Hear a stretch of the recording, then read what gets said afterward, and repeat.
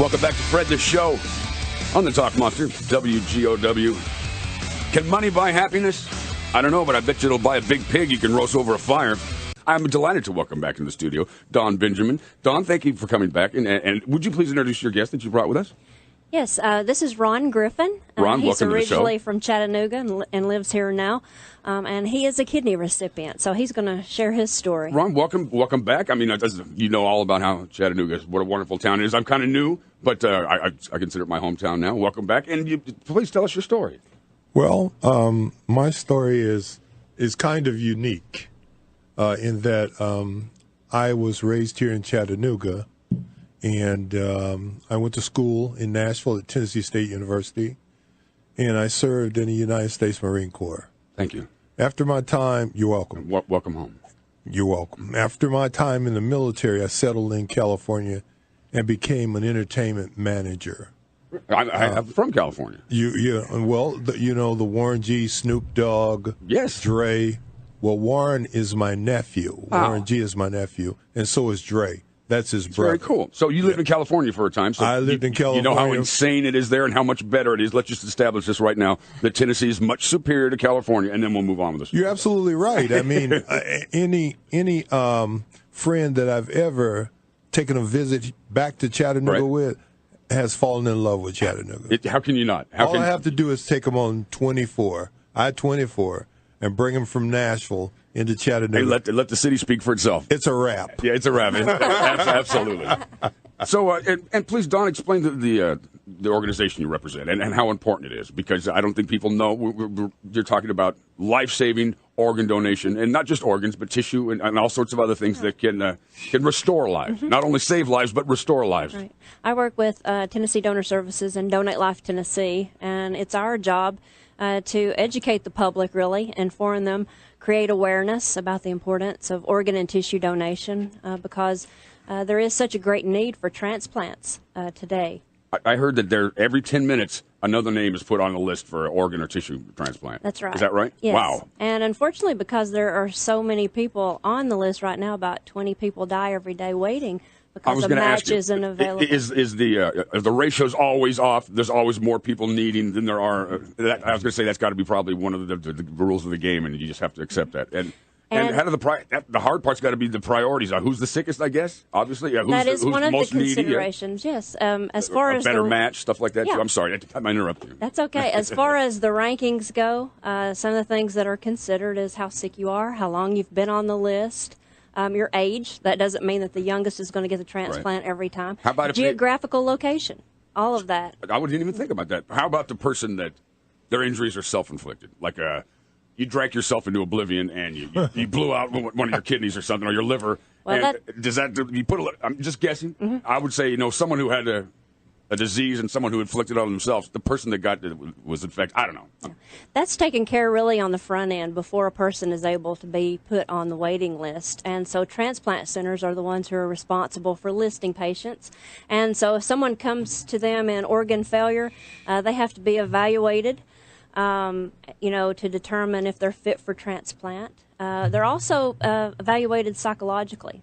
So if it is someone who's had a substance abuse problem, that is taken into consideration. It might abuse the new organ. I mean, that would be the concern, that they would just start doing the same thing. Yes, so hopefully that screening takes care of that. Right. There are people on the list who have had substance abuse problems, and that's why they're on the list. But for the transplant centers, they have a certain protocol that they follow as far as screening that person, requiring them to go through a certain amount of rehab, and then requiring them to live clean for a certain amount of time. I will say too, I will say too that everyone is screened. We want to make sure that the people on the list are going to honor that gift. It is the ultimate gift of life. So that is very important. And we have to say, and we have to say most of the people on the list did not take care of themselves. They weren't healthy. A lot of that is the case. Now, Ron is the exception, and he's going to share his story, because I think Ron's story is very important, because it really shows us that any of us somewhere down the road could need a transplant. His story is also important, because 80% of the people who are on the list waiting on an organ are waiting on a kidney only. Oh, that's one out of of all the major organs. Yeah, 80% of them. So Well, let me ask you something first before you begin, because this is really what my mind jumps to. When you first get the news that one of your organs is failing, I'm assuming, and what would flash through my mind is, well, it's my time. This could be it. And, well, that didn't flash through my mind like that. First of all, when I received the news, I received it from a very competent and well-known physician in Chattanooga. And when he told me, he had this demeanor. He was straight-faced. He said, well, Mr. Griffin, it's kidney failure. Here are your options. He said, your option is, are you familiar with hemodialysis? I said, yes. He said, are you familiar with a transplant? I said, yes, I am. And he said, the other option is death. And I was like, wow, that's pretty straightforward and to the point, isn't it? I can't wait for this doctor to get out of this room. I think we're going to scuffle a little bit. At least he gave you 3 doors. Yeah, he gave me door number 1, 2, and 3. So let's just take one of them out of the equation and work on the other two. And you know what I took? I took door 3 because my family had a history. Let's make this clear before I even begin to speak here. I was not a substance abuser. And I was not someone who did not take care. I was in perfect condition. I was, as I told you, I was an upstanding Marine. I felt like that word was made for me. Yeah. That kind of guy. Strong, robust. Physical. Yeah. Just involved. And when he told me that, it shook me because I was at 62 years of age. And I'd seen my father suffer. You look great for your age, by the way. Thank you very much. I never would have guessed. Never tell me that. Well, I'll be taking up donations when we finish. But anyway, my father had suffered from this dreadful disease. He had his legs amputated. My sister had suffered. She had her legs amputated, and they were hypertensive patients, which means to everybody who's listening, they were high blood pressure patients, severely, and they were diabetics as well. And I felt like, hey, I'm at 62. It escaped me. You got by clean. Yeah. Genetics. Yeah. Hey, I got there. Yeah. Until I got this awful feeling like I had the flu. I was going to ask you how it manifested itself the first time. Well, it disguised itself because my brother's a physician. He was visiting from Houston, Texas, here in Chattanooga, and he did not detect it. And I think he's a pretty good guy. He's been practicing for 50 years. Certainly has your best interest at heart. Yes, I agree with you. But he looked at me and he said, "It looks like this strain of flu that's going. You got all the symptoms. Nausea. This. Put your mind at ease. You're all right." I'm like, so I'll just wait a few days. Yeah. Well, all of a sudden I was blind. Couldn't see. You know how they say when you pass through that door, going to eternity or wherever it is, your destination. The other side. There's a white room and stuff. Yeah. I was seeing that, man. And I was taking care of my mother as well at the same time. And she was way in her 90s.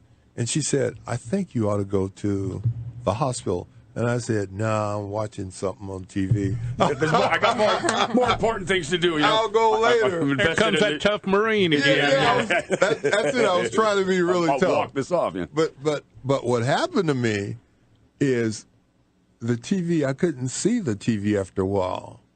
And my friend came over and he said, Ron, you know what? I think we need to go to the emergency room. And I said, you know what? I can't watch this show. I might as well go. Yeah, I'm going to miss the show anyway, so let's go. And when I stepped outside, everything was bright and like an overexposed film. Yeah, you know how it looks? No colors and stuff like that. Everything was white. It must have terrified you. And I was like, what's going on with me? So we went to the emergency room at Memorial. I got a plug. That's fine. It's okay to plug. Absolutely it is. At a great hospital called Memorial. Chattanooga's lucky. We got some great hospitals. At Erlanger, too. Yeah. At Park Ridge, you got a they bunch take good of care them. of you. This is a great place. If you're going to get sick here. If you're to break a bone, do it here. But I got to the emergency room, and I was sitting there, and I felt worse. And he said, what do you feel like? My friend that took me, he said, what do you feel like? I said, I feel like I'm dying. I don't know what it is to die, but I've seen people die before. Feels like your life force is ebbing. Yeah, I could feel something slipping away. Jeez. And then we'd sit there for 5 hours waiting to be seen by a physician. That's a long time to be slowly slipping away. That's a long time to be dying, man. Yeah, it is. And so I got up and I walked to the desk, where they check you in, and I said to the receptionist, I said, look, I think I'm dying. I need to see somebody. And she said, oh, my God. She just didn't know what to do. She didn't know the severity of the situation. So she called, and the doors open. I went back there, and they did a hematocrit, which means, for everybody's listening, they take the blood, they put it in an apparatus, and they spin it around, and it can tell you Separate all the different things. Yeah, it can tell you how much blood you have in your body, what your blood status is, the whole deal. Cool. And she looked at me and she said, oh, my God. I never heard a nurse say that before. Yeah, that's not usually a good sign either. Yeah, I'm like, whoa. And she said, have you ever been transplanted? Have you ever, no, not, transfused is what she said. I'm sorry. Transfused. Have you ever been transfused? And I said, no. And she said, you're going to have to. Let me get the doctor. And they started immediately transfusing me. And I said, can you tell me what's wrong? She said, you don't have enough blood to be alive. Those were her exact words. Wow. You were wavering between the worlds, weren't you? Yeah. So she went through the litany. Have you been out of the country lately? Like all the things. Are you an HIV positive person? This and that. Do you suffer from lupus? Are you a cancer patient? And I said, no, none of the above. But I ride bikes. That's what I do. I ride bicycles. And she said, well, let me. To make a long story short, the doctor came in and he said, I'm going to transfer you to a cardiac floor, because you're in a status where with this huge blood loss, you could go into cardiac arrest. So now I became a heart patient. Jeez. And I'm sorry for interrupting you. Can you guys stay a little while longer? Can you stay for another 10 or 15 minutes? Please do, because I don't want to interrupt your story. I want to hear the whole thing. We're going to need to take a break. We will be right back, and we'll pick up right where we left off on Fred the Show. WGOW, we're 102.3 FM, 20 minutes in front of 11 o'clock. Welcome back to Fred the Show. My name's Brad Geese. I'm your host. We're returning to the story that Ron Griffin began, and thank you, Don Benjamin, for bringing him in. Now, I'll just try to catch up really quick. Ron, a native of Chattanooga, also worked in the entertainment industry in California, served his country as a Marine, really healthy, robust. All of a sudden started feeling flu-like symptoms, eventually started losing his sight, went to the doctor, to the hospital, and he realized, hey, I think I'm dying. Ron, I'm sorry. It's an exciting story. That's a great place to pick up. I think I was dying. I think I'm dying. Part 2. Yeah. And, of course, the nurse said I was going to have a transfusion. And immediately when they started the transfusion, the color began to come back in my eyesight, which means, with a loss of blood, the body goes into shock. Yeah. A lot of unexplained things happen. Things start to short out. Kind of like when the battery's down on your car, your headlights start to go down. Yeah, I felt like a radio that you had thrown into the bathtub full of water. So do you start to feel more vital, or vitality start to kind of flow back into you? Yeah, it starts to come back, and I looked at my buddy who was who took me to the hospital, and he looked at me like, yeah. You know what I mean? That's the guy I remember. Yeah. At first, he looked like he was looking at a horror show, and I could see his concern in his face. Sure. What a guy to take into the emergency room with you, huh? Yeah. Yeah. Oh, now you got to hurry up and finish that TV show you started. Yeah, I know. So the nurse and the doctor decided that I needed to be on the cardiac floor because large losses of blood, cardiac arrest. Right. It becomes a heart. So he wanted me to go there so he could monitor me. And that's where he came and broke the news to me after they did all the necessary tests. The first question he asked me the second time around was, does any of your people suffer from, Does your ancestry have... Yeah. And I gave him a shopping list of people. And he said, well, it's probably caught up with you, and here are your options. That's where he gave me the 3 options. Right. One was transfusion, the other was a transplant, and the third was death. No, he gave me, one was hemodialysis. Oh, okay. Sorry. See, I got the story wrong already, Max. Yeah, one was hemodialysis. Which is, everyone just basically that's calls dialysis. taking the blood from the body. Artificially filtering it and then putting it back in. And putting it back in. It's that simple, but it's not simple. Yeah. But that's the gist of it. The second was a transplant, which I knew my family. I come from a very tight family. I knew I was going to have some offers. And then the third was death. And at that moment, that's your motivator right there. With all the emotion, I chose death. I just did not want to live because I had witnessed my father suffering and a host of aunts and uncles. You must have really been my sister. So despondent. I'm like, I don't want to go through that. But I didn't take in consideration that technology has advanced during the time. From the time the suffering you've seen your family go through. Yeah, and they were not the most compliant patients. They like euphemistic, aren't you? They like to eat certain things, and they were never big drinkers or anything, but they were eaters, man. And aren't we all? I know, say, who doesn't like here's good the deal. food? Here's the deal. I was a vegetarian. And a bike rider, not a drug user, or a drinker, smoker, Marine. all living the life that should have guaranteed, at least in most people's minds, a healthy, robust. I, along with 30 other people, ran all the way to the Eiffel Tower and back down. So I felt like I was in great condition. Your heart was obviously in tremendous condition. And now here he tells me that my life is going to be altered, and he also told me, this doctor, I'm not going to name him because I kept looking at him, and I don't know whether I was delirious or what, but he looked kind of like a cabbage. Oh, Dr. Cabbage Patch. Yeah. The cabbage head doctor. Hey, let me ask you something. Once you decide, obviously they talked you into a transplant. No. We haven't even gone to the dialysis yet. Let's move the story along. I got dialyzed first. But you did eventually have a transplant? Yeah, and that's a weird story, too. Let's get to it. Yeah, let's move to that one. That's the one I'm interested in. Okay. Dialysis, to my knowledge, is not very interesting at all. Yeah, but I have to tell you this about dialysis. Okay. I know we're here to talk about transplants, but the dialysis is not a cure for kidney disease. It's a temporary postponement of what's inevitable. And when I was on it, I considered it an inconvenience. I'm sure. I continued to ride my bike to the dialysis center. I put my needles in. I rode my home. But I also met some very, very good people in the dialysis, in the units, the doctors, the nephrologists, the nurses. It's all about whether or not you want to live. If you want to live, how much you want to invest in your future. They do everything but go home with you. Well, good for them. Those are the people we need. Then. Yeah, they're very committed people, and they were from DCI on Laramie. I have to plug them, man.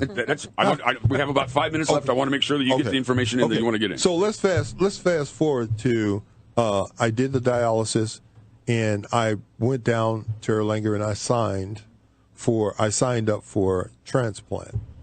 I was 2,600 on the list. Oh, I don't know if I'd want to know that. I'll assume I'll get to the top of it. That's a lot. That's a lot of names above you, man. I needed to know, and it just looked like I was looking at. This was in 2012 when I signed up, and I was looking at something like 2020 maybe. That's how it works, right, Don? She knows more about it than me, but I was way down on the list, and I was taking care of my mother, who told me. And I told this story the other day. She said to me, "Ron, you're going to get a transplant." And I said, "Yeah. How can I tell my mother? She's pretty much on her deathbed. How can I burst her bubble?" And you made her happy at that moment, and that was important. Yeah, but I did kind of like tell her that, no, I think it may not happen, Mom. And she said it would happen because God doesn't recognize. He doesn't care about all those numbers. Moms have that faith. Yeah, they have. And you know what? And God doesn't. They're right. Yeah, he doesn't. Yeah, he didn't care about all that. And so I'm riding my mountain bike on Amnicola, and I'm headed to the dam, and my backpack goes off. Bzz, bzz, and I'm like, oh, my God, who is this? And it just kept doing it. So I said, I got to stop. Must be urgent, on a bike, you don't want to stop when you got it going on, right? You stop, you got to get all those muscles working again. But I did. I took the call, and the lady said, "Is this Ron Griffin?" I said, "Yes. We've been looking for you all morning. Where are you?" We need you at the hospital. Yeah. I said, "I'm riding my mountain bike. I'm going to the dam." And she said, "Oh, my God, do I have the right person?" You shouldn't be that healthy. You shouldn't be able to be doing something like that. I should be laying on the couch somewhere. So I heard another lady come in. She said, "Oh, that's Ron. Come on.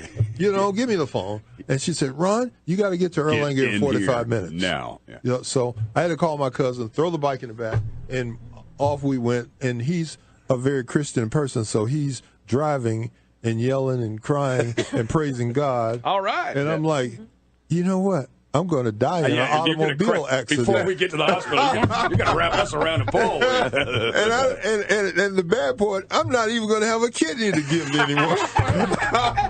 Well, had you died on the way to the hospital, you wouldn't have needed one. God would have given you a brand new one anyway.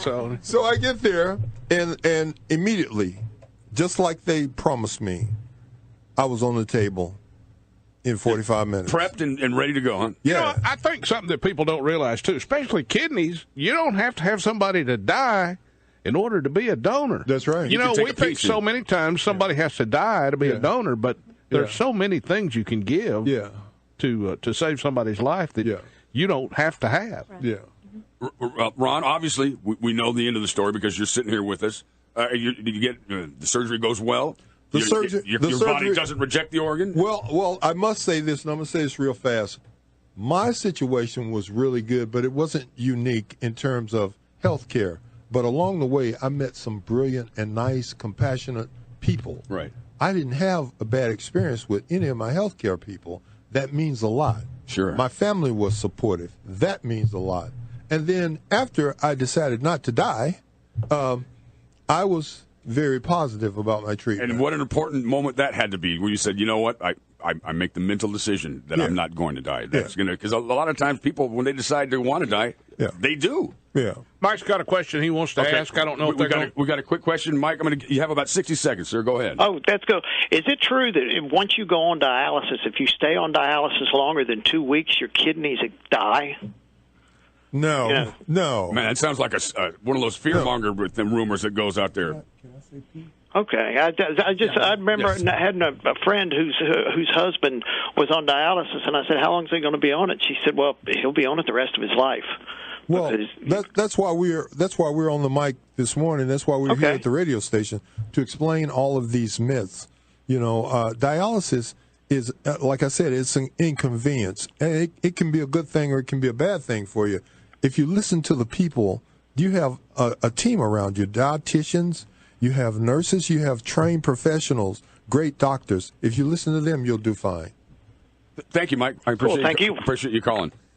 Let's get some information out there, because people out there, this might be one of the most important decisions you might make and actually change and save people's lives. Right. Be an organ donor. I'm just telling you straight out. I'm not asking you to. I'm telling you to. Yeah. Be an organ donor. Right. Max, are you an organ donor? I am. Are you an organ donor? Yes. Can you be an organ donor if you received an organ? Well, if I die today, I'll give this one up. You'll be like the second generation. I'll keep it going. That does not keep you from being a donor, even if you're a recipient. And I think the most important thing we're trying to stress here in April is that it's important that we all consider signing up on our state's registry. That is the most efficient way that we have to document our decision. And right now in Tennessee, only 38% of our licensed drivers have done this. So we've got a lot of work to do, because each person has that opportunity to leave a legacy behind. You're saving lives. Is there a place where we can get those forms? Yes, that is donatelifetn.org. That is the registry website. You do not have to wait until it's time for you to go back to the DMV. You can go online and put your name on the registry. I saw that you also can do that online, which would probably be the quickest and easiest way for you to do it. That's the fastest way to do it. Of course, if you have to go to the driver's license office, if you circle yes, your name goes on that same registry. But we're trying to get those percentages up so more lives can be saved. Right now, close to 3,000 people in Tennessee are waiting for a life-saving organ. And it also, I think it does a lot to comfort the families of those who lost a family member. Because we don't think about that. We think about the recipient and, their life being saved, but we don't realize how important this winds up being for our donor families. Yes, my son's heart is still doing something. It cannot take away any of their grief, sure. But in some way helps to comfort them to realize that their loved one was able to do that. I'm sorry we have to go. Thank you so much, Dawn and Ron, for being with me. And I'm so glad that you decided to stay with us, Ron. And what a wonderful and compelling story. Thank you very much. Sir. We'll be right back on Fred the Show. 3 minutes in front of 11 o'clock for Thursday, April 5th on Fred the Show. My thanks to our guests, Ron Griffin and Don Benjamin. That was a compelling story that Ron told about organ donation and how important it is. Well, you love to hear those good stories and they turn out, good for people. You know what really I found really intriguing is how he said that his vision was just slowly draining away, and he realized that it was because you just didn't have enough blood. I mean, you don't have enough blood to keep your organs functioning. They just slowly start failing, kind of like a flashlight that starts flickering, Ooh. As soon as you start getting that in there. So when your flashlight starts flickering, go somewhere. Get to the doctor. Luckily, he had a good friend sitting there, because sometimes it takes the prodding of a good friend to go, you look kind of like the color of snow, or when someone gets real clammy, you look like you're dead already. We need to take you somewhere. And and thank goodness, don't wait 5 hours like he did. I guess that was finally his point where he's sitting there slowly, life's ebbing away. His eyes are rolling back in his head. He finally has to come up to the lady in front and go, "Excuse me, I think I'm dying." He wanted to finish the TV show. Guys are like that. So you know what? I'll save my life later. I got to finish this Hogan's Heroes episode. Never got to it. We got about 1 minute before we get to the top of the hour news. I'll read you a quick story.